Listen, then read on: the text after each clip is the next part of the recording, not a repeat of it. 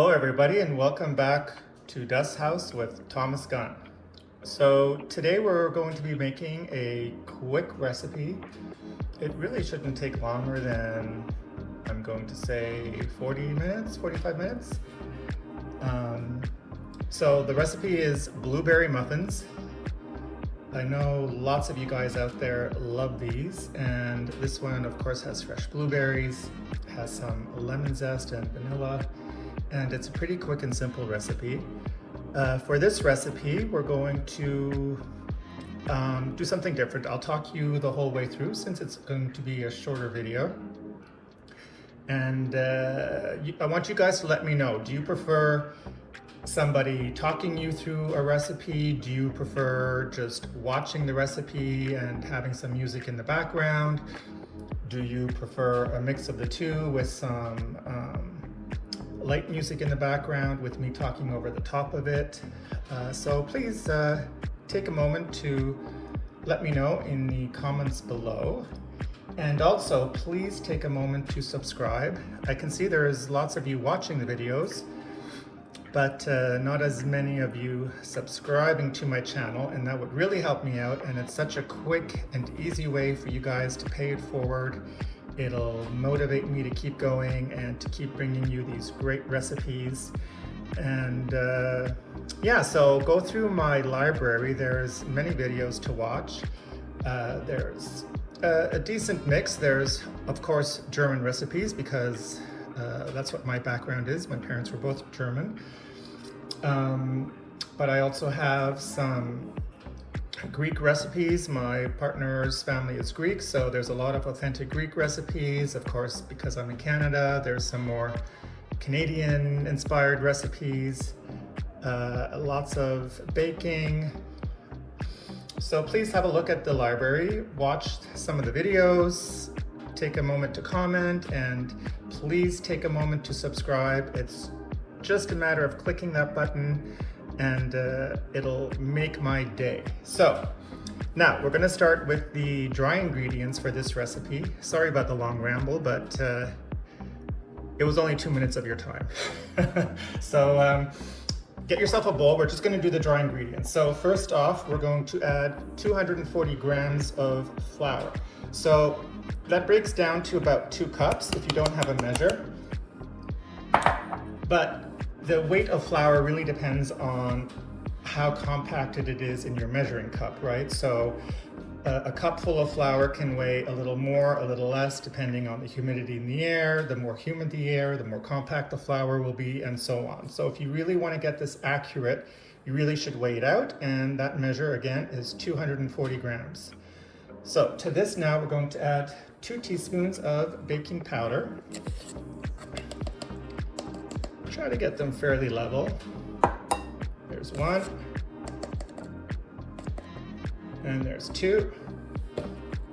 To that we're going to add half a teaspoon of regular table salt, granulated salt, you know, the finer salt. If you only have coarse salt, sea salt, you could add a little bit more because fine salt takes up, how do I explain this? The volume in a measure like this, you will get more salt of a fine salt as opposed to using a large grain salt, right? Because if these were larger grains sitting in this measure, the volume they would take up is less. So just keep that in mind. Your salt, actually the type of salt you are baking with, does make a difference. So we're just going to take a whisk and we're going to whisk this up. This is an easy way to, what's the word I'm looking for? Sift. This is an easy way to sift your ingredients. I mean, to be honest, it doesn't do as good a job as actually getting the sift out and sifting it, let's be real.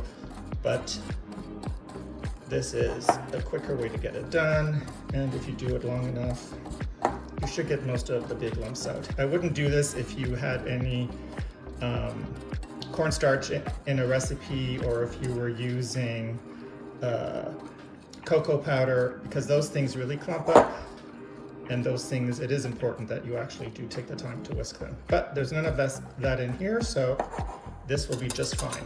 So now we have our 8 ounces of blueberries. And you know what, just so that we all know, let's actually measure this out so I can tell you measure-wise. So this is a 1/2 cup measure. So that's 1/2 cup, it's 1 cup, 1 1/2, not quite. So let's say this is 1 1/2, let's say 1 3/4 cups of blueberries. But I did it, I weighed them out. So if you weigh it out, it's 8 ounces. And you know what, I mean, if you're, I don't know, 10, 15 blueberries over or under, it's not gonna make a huge difference. So we've got that. And now you are going to take about a tablespoon of your dry mix. And you're just going to toss your blueberries. And what this does is it helps to suspend the blueberries in the batter. You should be doing this with any baking recipe, cake recipe, where you are adding fruit, like cherries or blueberries, obviously, or strawberries. You should be doing this because the flour coats the fruit. It traps little air as it's heating up, and that helps to suspend your berries in the batter as it's baking. Otherwise, oftentimes what will happen is all the fruit ends up in the bottom of the cake or in the bottom of the cupcake or muffin, right? So just do this little extra step. You don't need to get extra flour out, just use some of the flour in your dry mix. So our dry mix is done, blueberries are prepped, the oven is preheating to 400 degrees, and now we're going to move on to the wet mix. All right, now we're ready for the wet mix.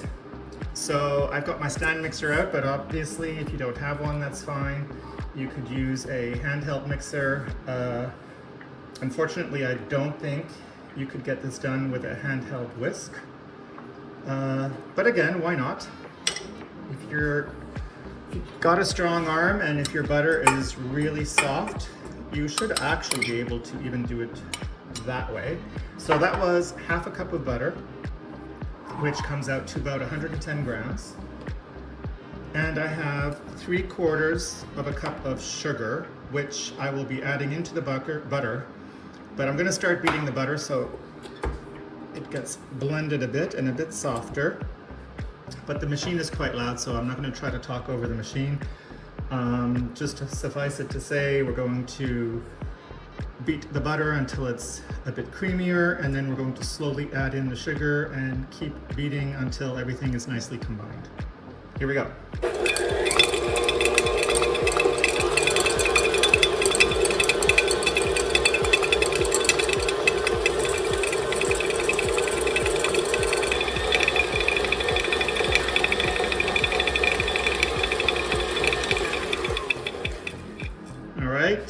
So there's our butter. It's not creamed all the way. I just want to point out to you that you do have to scrape your bowl down.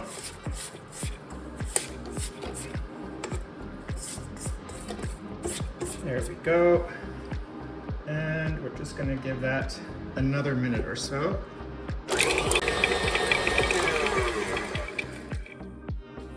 All right, the butter's mostly done. At this point, you can put in about a teaspoon of vanilla, and this will also help with the creaming process. As our friend Martha Stewart likes to say, use the best possible vanilla that you can find.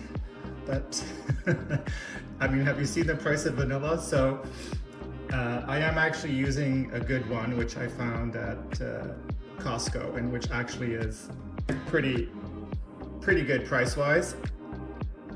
But you know, if you don't have a Costco membership, or it's, you know, you're on a tighter budget, which I am, so typically I just buy the, you know, quote-unquote fake vanilla, and you know, it's fine, don't worry about it.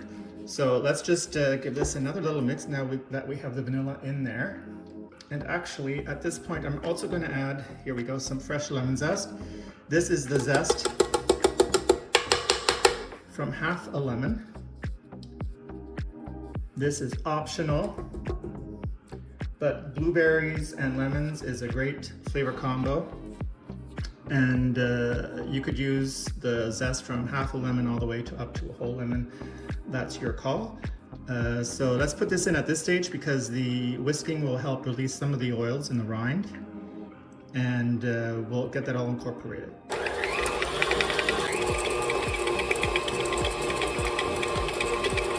And now we're going to add 2 eggs.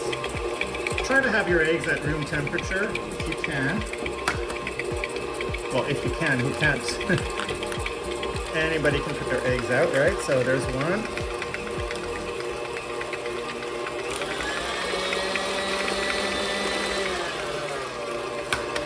Second egg coming in. There we go. And I use large eggs. If you're using small eggs, I mean, depending how much smaller they are, you might want to add an extra one. Let's turn that off. Give it another scrape. And I've knocked the camera again. There we go. Sorry about that, guys.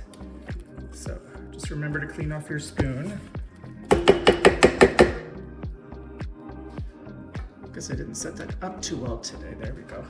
And a lot of the time when you're working with lemon rind and you're using a whisk like this, a whisk attachment, most of the rind can sometimes end up sitting in your whisk. So just keep an eye on that. I think today it's pretty good actually. I don't have anything sitting there. Okay, a quick final whisk, and then we will add our mix of dry ingredients. All right, so in addition to our dry ingredients, you will also add 3/4 of a cup of whole milk. If you're in Canada, whole milk can be 2%, it can be 3.25%. In the States, I don't know what it says on your milk carton, so whole milk. Got a 3/4 cup of that and our entire dry mix. So now we are going to turn this low, add some dry.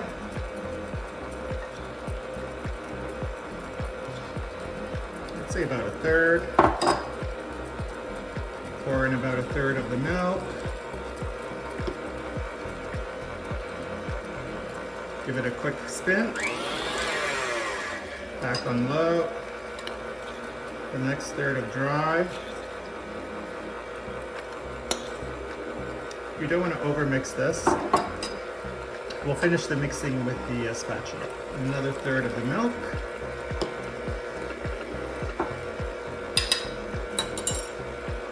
Let's put in the rest of the dry.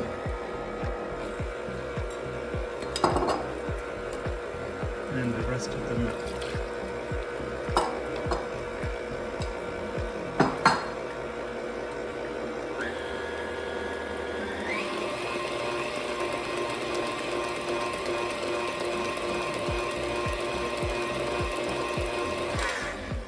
There we go.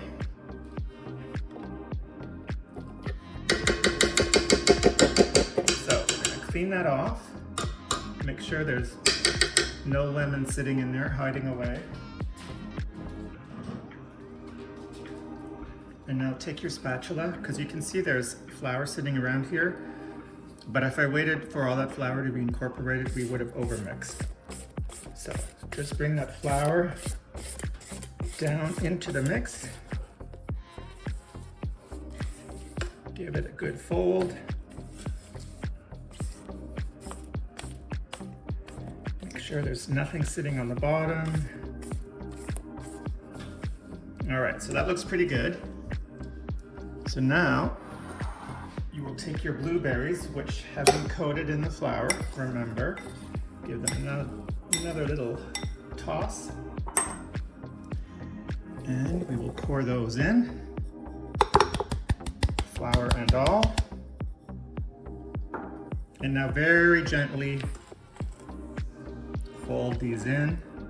You just want to try not to break the blueberries. I mean, of course, Geez, I keep hitting this, sorry guys. Of course, some of them will pop during the baking process, but you want to give them a good mix. Make sure they're pretty evenly distributed. It's next to impossible to get the same amount of blueberries per muffin. You'll just have to accept that some people will get loaded muffins, some people will get muffins that have quite not as many. It's all good. It's a muffin, right? Can't go wrong with a muffin. So there. Gonna move this out of the way. Our mix is done. Now we're going to get our muffin pan, the papers, and an ice cream scoop if you have one. If you don't, get yourself a large spoon. Hey guys, so sorry to interrupt the video here for a quick tutorial, but some people like a streusel topping on their muffins. So I thought I'd give you a quick little lesson on how to do it. It's very simple. Just think 3, 2, 1. So we need, the ratio will be 3 parts flour, 2 parts butter, and 1 part sugar. So I'm using a tablespoon measure. So I'm going to be using 4 tablespoons of flour,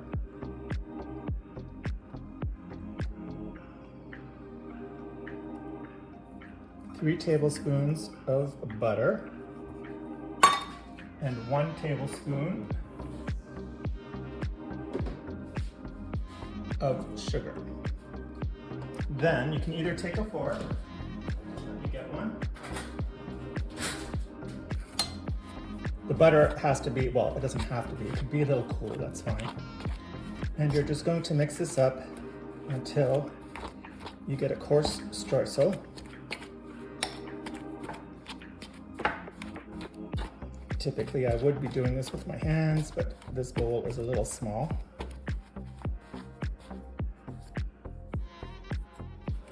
So you're going to keep doing this until all the flour has been combined. You could add a pinch of cinnamon at this point if you like. You could add a pinch of nutmeg. You could add allspice. You could add ginger. You could do any combination thereof.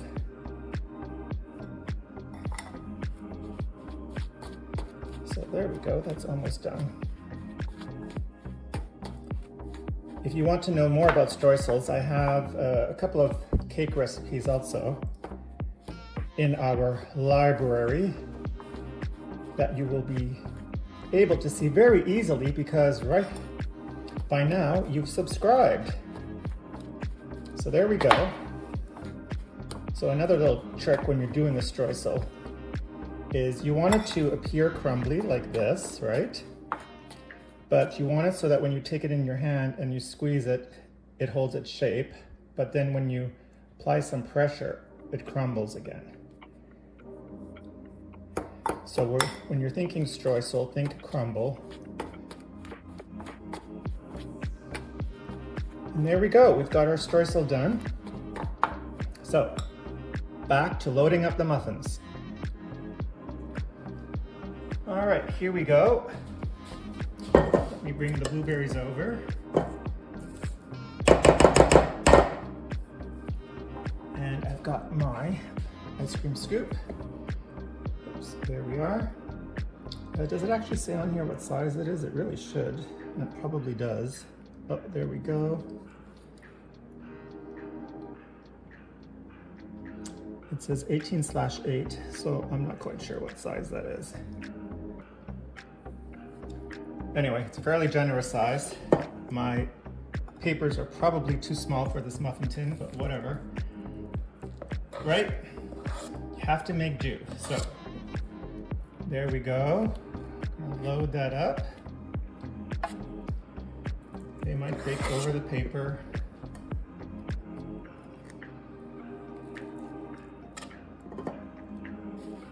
I also have a silicone muffin tin, so I might be using that as well. So there's the muffins. Now we'll get some of our crumble and just put that over the top of some of these.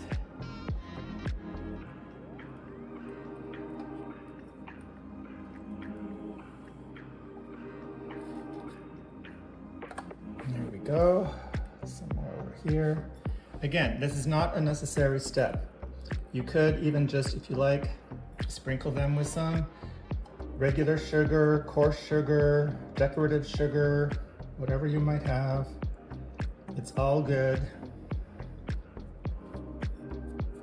And then if you wanted, if you want to gild the lily, so to speak, you could add a little bit more blueberries on the top, especially for the crumble ones. There we go.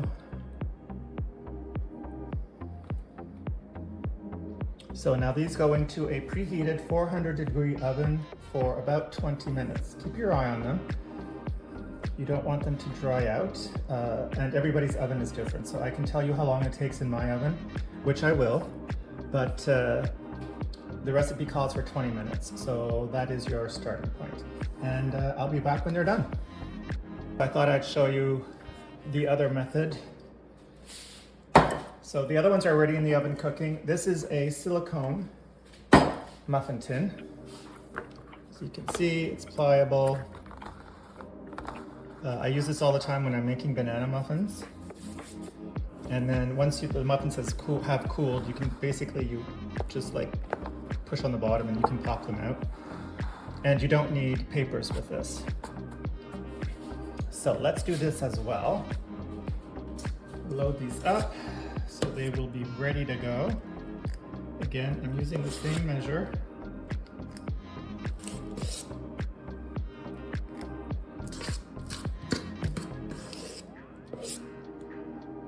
It's great having different sizes of ice cream scoops. My daughter-in-law actually got me one a few years ago, maybe 2 years ago, 2 Christmases ago, because I had mentioned I didn't have ones in all sizes. So this last one, I'm just going to use the rest of the batter, get that last blueberry. Come on. There we go.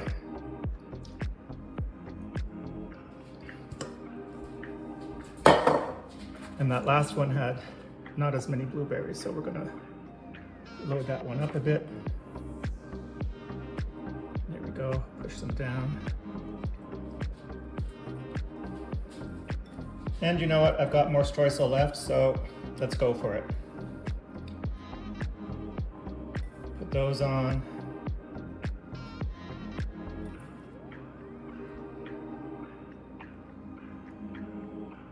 Maybe I'll leave 1 or 2 without so you can see.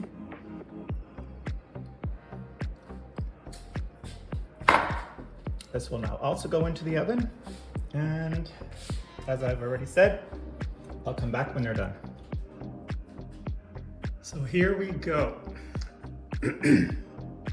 So the recipe calls for the oven to be at 400 degrees and bake for 20 minutes.